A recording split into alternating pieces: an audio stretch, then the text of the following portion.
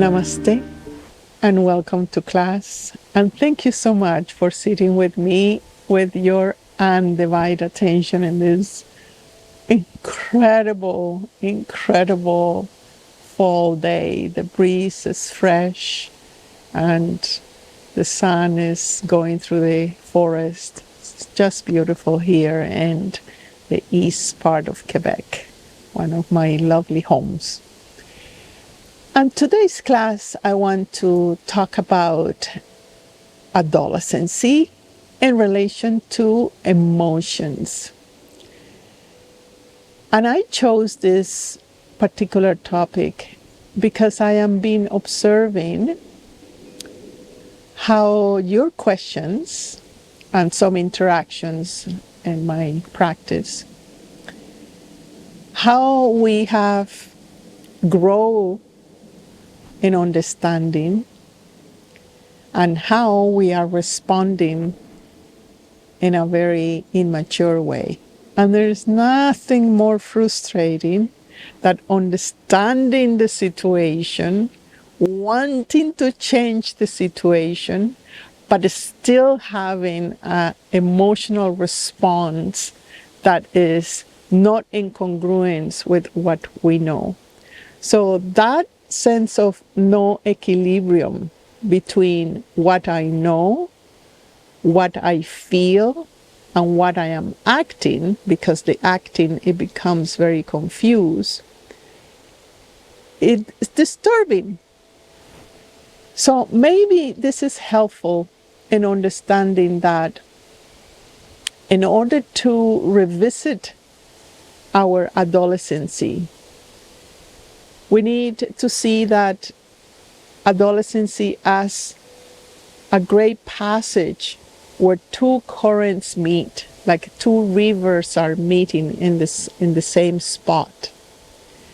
The first current that it meets is our infancy, is the child that somehow it had been under the parenting and guidance, tell what to do, how to do it, when to do it. So we are very much into obliviously thinking that we don't need or have any choice.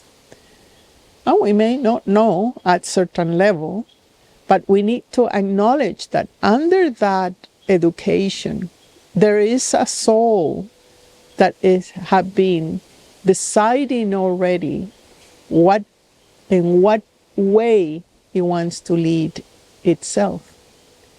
So when that soul enters into the great shift, the metamorphosis of the body, right? The first phase is, oh my God, what is happening to my body?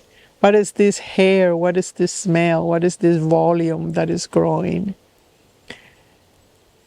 What do you do with that? Were you shamed? Were you proud? Were you shy? What you did with your first biological shift? And this is important because within that biological shift, you are creating hormones that are of 5 types. I mean, there are many types, but 5 types that are very much in relation to how you're going to lead your life in the next 10 years. And it's also deciding what is the style of how you are going to react to that covering up or showing up. The first one is the current of you being curious, the curiosity of what is going on, what is happening to my body, how I can know more about it. So you start seeing another peers, you start, oh, maybe this is a probability. I remember when my kids were small, so one of them especially, so 1 week he wants the red hair and the next week he wants the blue hair, and he wants to be punk and he wants to be this more slim and this. all kind of testing identity out of the curiosity of what can I become? What can I lead as the figure that is going to represent me physically? And that is a very valid experiment. The curiosity of what you want to become. And that has certain length between your 11th and your 15. If it's more than that, then you're not really taking responsibility and owning something that is going to make you more solid. The second part is the intensivity of how you lived your adolescency.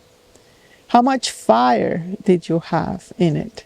How much you say, I want to be this way, and this is the way I am thinking, and this is the way that I'm confronting the old ways, and this is the way that I want to implement my own.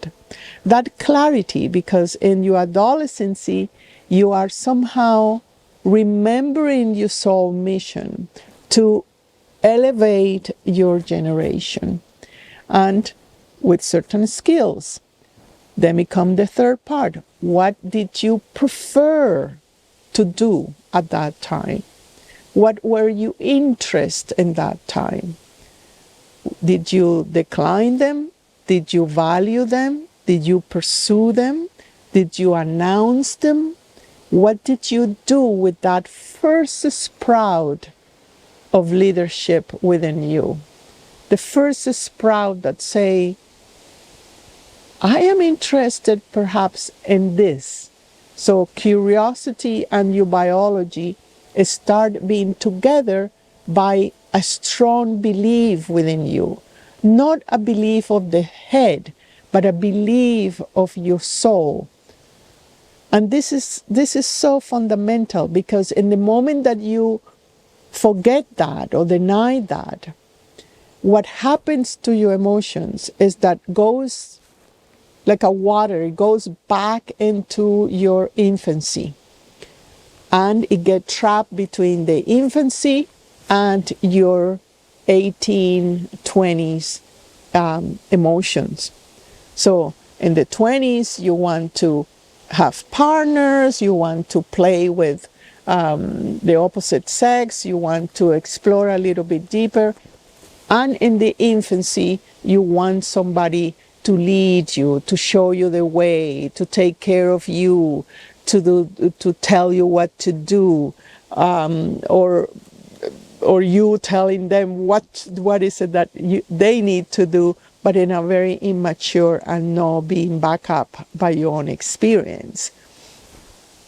So, in the emotional entrapment on the teenager is when you are face to face in relationships and you are feeling that the other have to respond as a parent. You have to take care of me, right? I married this woman because I'm not able to take care of the kids or the house or the male stuff or the female stuff. Or the female, the opposite. Oh, I need to marry this man or be with this man so I can be supply and protected and so on. So certain incompleteness.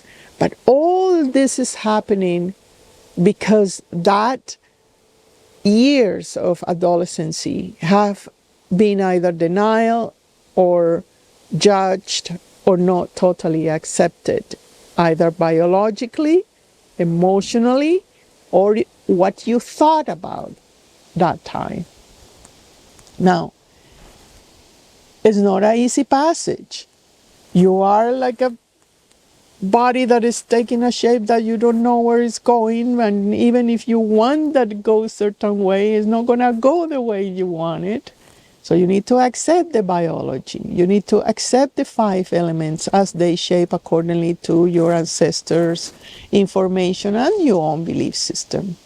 The emotions are in total fluctuation because it's in relationship with the hormone change, the chakra system change, and the change and growth of the organs.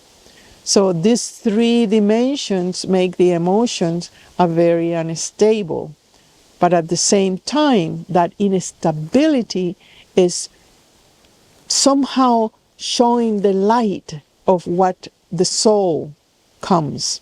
And that's why so many masters and teachers have awakening at that time, because they remember. They remember their parallels life, they remember where they come from, and they remember the mission. In such a clarity, because they are detached from the, oh, my body is going this way. So let it be. Let it be. It's not important. What is more important is to start exercising and massaging that internal call of your soul. And that comes in a form of any inspiration. You want to go to certain places, you want to travel, you want to change friends, you want to read certain books, you are much interested in certain topic that is in congruence with your own expression. So the mind immediately start challenging anything that is not of usefulness. So my dad, my mom is not, I don't want them anymore. I don't want their energy. I don't want their influences. I want my own leader, my soul pulse to start talking to me. And that is so intensively potent at that time. That's why it's important to say with what intensity you cross. Or you cross just like, oh, okay, well, I am a teenager and I will do what my friends do. Well, you have to come back in a way to that intensivity, because that intensivity is your voice, and that intensivity is going to reframe and mature in the different cycles of your life.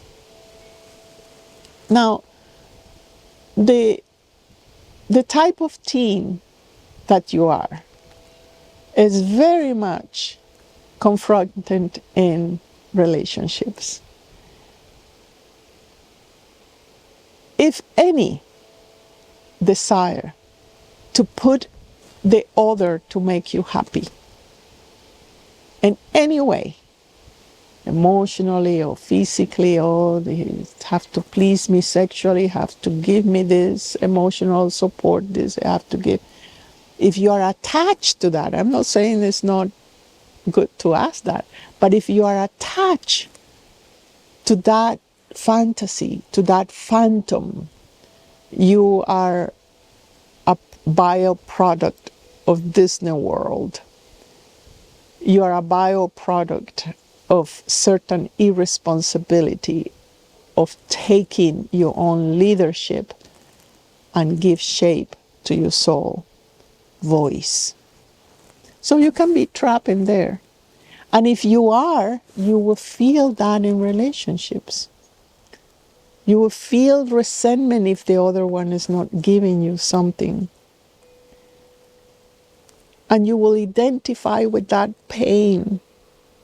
And it will make it even more bitter, because if you suffer, of course, you will have the attention of the other. At least that's what the infantile mind thinks. So your power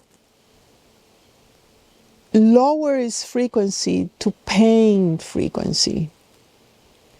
And the adolescents, instead of finding that strength, it will find certain suffering, and you will activate that in any relationship, because in a way this is the first time that you come into the outside world. You're face to face with friends, with different cultures, with different voices, with different energy, with different teachers. You're outside. You're being seen differently, and you're aware. It's a passage. So it is important to see where is your teen feelings presently now. and as an adult and as a leader of your life. You need to bring all these voices, the child, the adolescent, the adult, together, vibrating in one sphere of energy so they all can interact equally, being listened to it, not judge. If you judge yourself that, oh, my teenager is still feeling that is so needy, then you're putting that voice away from you. And in that, you're denying. And that will increase the voice, like from the closet, let me out. I want to be heard. I want to be part of your clan, of your cells, of your universe. Only through the invitation that is compassionate, that embraces all parts of you, you can walk together in equanimity and solidity and peace. Teenagers, very important now, because the fluctuation of awakening in the planet had increased. Therefore, our own inner teenager, the moments of that biology that had proposed the awakening at certain time is within us and is calling. It's calling out how we see the world. What is it we want to express? What is the direction we want to choose? And how we are able to contain ourselves in certain consideration, where you are not so cruel, when you are not so controlling, where you are not so having so high expectations. Calm down. Be the teenager with all its potential, hold its fluctuations with a strong leadership that the only direction for you is to know your truth, your voice, and your expression. I thank you very much for sitting with me, and I will see you in our next class. Namaste.